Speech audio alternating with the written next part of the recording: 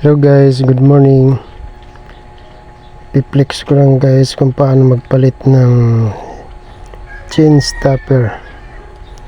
Nakabili ako ng chain stopper. Ito tanggalin natin guys. Kinakalawang na at mahirap na i-adjust. Loose thread na guys. Kaya palitan natin yung bago. Ayan, itong dalawa guys. Ito ang pamalit natin.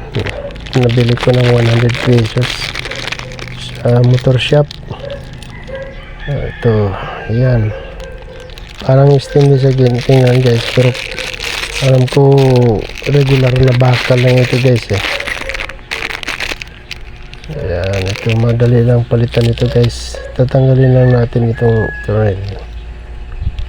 Ayan, dalawa siya, may kasama na rin siyang lock nut. Ayan, ito siya guys. Ayan, dyan natin i-replace. Tanggalin natin yung tornilyo muna.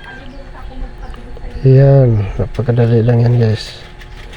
Ayan, may lock nut at saka washer na siya. Lock washer siya guys. Ayan, dalawa siya. Kailangan kabilaan palitan guys para pantay naman. Ayan, napakadali lang. Ayan, palis na natin. Ayan, kabit na natin guys. Napakbilis lang, di ba? Kasi tanggalin na natin, tapos isiksik natin sa tornilyo nut nya. Ayan, ganun lang, kabilis, diba? Ayos.